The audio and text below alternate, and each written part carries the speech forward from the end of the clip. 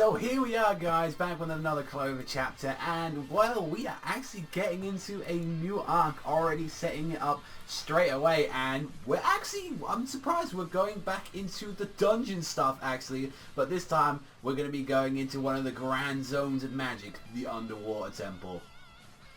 Now, I'm sure a lot of you guys thought the same thing. It's like, oh, this grand zone of magic and all that. Water temple, I'm sure pretty much when people saying like, oh shit, we've got Zelda temples in here now. Like, Clover, you can't stop grabbing your hands on little material here and there. And I'm like, nah, let's see what this got. All I'm going to say is like from like the underwater temple is like, I want to see what the fuck this is all about, because a grand zone is a place that's exceptionally strong. It's a place where magical phenomena just happens constantly.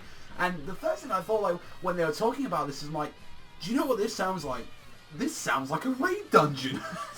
It sounds like, oh, this is where the elite bosses are. You know, in an MMO or something like that. It's like, oh, well, you know, that first dungeon, that was just fucking tiddlywinks, that was. But no, this one, now we got one of these elite versions of this dungeon. It's like, okay, like, I'm kind of glad that this wasn't just thing that it was like just thrown away. It's like, oh, we're just doing a dungeon, that's it. Because like, I want to see what more of these dungeons like. They're really colourful and beautiful. That's what I want.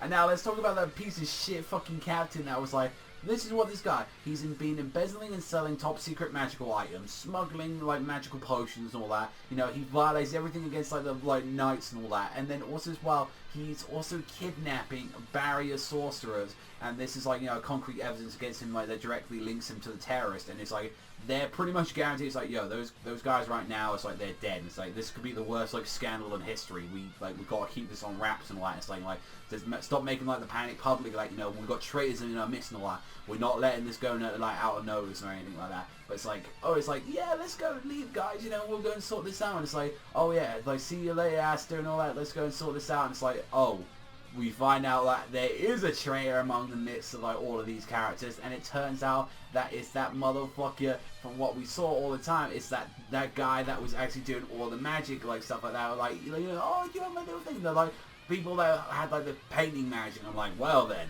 I'm wondering if that character is either real from the actual beginning, or if that is just like that was the guy from like the third eye at all. I mean, because like it seems like he can copy anything, and it's like, well, he can even copy other people as well. So I'm guessing that might have been a character at some time, or maybe they've already killed him and he's just assumed his form. And one of the things that I kind of found like a little bit kind of like, oh, actually Julius Chrono is like kind of like a little bit about me. It's like, I'm getting actually genuinely depressed when I was like, these guys that, you know, I was back to back against, like, during the toughest times, they've been betraying me left and right. You get to see, like, a really cool silhouette of Yami, Charlotte, Jack, and then also as well him, like, on there, and it's like, yeah, these guys have actually been, like, you know, ever since, like, I thought we were, like, you know, we'd ride or die with bros, but no, that isn't the case. And it's like, when we got more understanding, it's like, we already know about their plans and all that. It's like, this is one thing I haven't told any other captains about, and it's like, because either just in case, like, he was like, there could be some other shit we don't know, is that the stone monument that they had in their base and all that, they had the magic stones inside of them, you know, all we know is that they're apparently, this is going to make them more, like, you know, connection with mana, and this is making them give them some amazing powers, and it's like,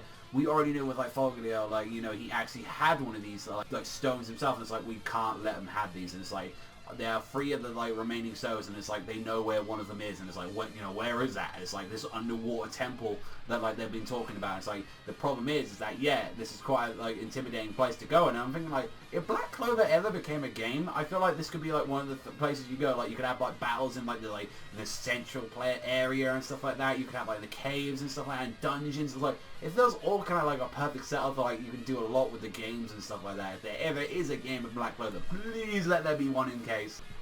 And saying, yeah, that was the tip of the iceberg, Asta. You know, you've got to deal with this shit. And it's like, you know, the only ones I can trust on this mission is you guys from the Black Bulls, since like out of all orders, you guys don't have like too many people bound by like their family and social statuses. Like, and that makes sense, especially why like maybe why like the Black Bulls hadn't been like that, because, you know, Yami came overseas. That's how he is. He's like, he didn't have any family, he didn't have any attachment, and like, you know what happened? Like, from what we saw, Julius, like, Cronus saw him, and he was like, yeah, dark magic, you know, I love you guy, and all that. It's like, you know, like, how about you experience it for yourself? Like, you had this talent for this line work. How about you, like, join me and all that, and be a magic knight? And it's like, I really did, like, the little respect, like, little salute he did and all that. It's like, go, prove out my abilities to people. You're not doing anything wrong here, Julius. And it's like, and just to think, and like, even with, like, Julius is like, yo, to think that, you know, Yamu didn't salute to me after everything, And it's like, Asta, you're going here. You're going to this place. I have a feeling that they're going to need you. So then even Asta doing it is like, yeah, I'll do it myself. And like, even like Yavi calling him out, it's like, you fucking little stiffball piece of shit and all that. Like, you know, like, I welcomed you into my order of knights because I thought you could handle it. So work your butt off, you little shit. And then the end of it, from what we got to see of it, I was like, oh, you know, Gauch, you know, he was like having that little moment with that little old lady, and I was like, oh, that's kind of nice, and like the kids and everything, and that one girl that's like, oh, thank you for rescuing all the kids. And you know what she did and all that? I was like, yo, I can't believe she did this to like Zelda. Like, it's just like, she actually took the first kiss from Asta and got the little bit on the cheeks like that. I was like, this bitch, she fucking got it. I'm like, you know, you stole Ruka and Marco, you saved the master, so it's like, her reaction, she was like, what the fuck? And even that's just like, yo, I'm getting pussy tonight. He's like, yo. And then the little sister wanted it. He's like, I want to kiss after him too. And he's like, that's it, your spine's going. Gouch is like, yo, let's go. we gotta be having some problems, Asta. We need to like take some like situations of that. But it's like, overall, fun chapter, setting it up, going into. I imagine that we're probably going to be in this like. I imagine like, because how are they going to get to this place anyway? Are they going to have like some like magic like kind of scuba gear? Gonna go into there? Are we gonna have other people that they can trust and all that? Like, are they gonna have like Yuno go into this? Like, maybe he's gonna send other people. But it sounds like, just honestly, it sounds like the Black Bulls are gonna be going. So I'm wondering if they're gonna be sending all the Black Bulls. If that'd be a nice time to show like all their powers. Because we didn't get to see Silver in this arc, and we didn't get to see a bunch of the characters and all that. So I am looking forward to seeing like a bunch of the other Black Bulls go into this. And honestly, I think this was a good chapter. I definitely give this one an 8 out of 10. Really great setup. Really did like, you know, we definitely did show that there is a traitor along the mist, including that piece of shit like Fat Maori guy. So I honestly did like this one. But let me know what you think in the comment section down below. Did you love Clover as much as I did this week?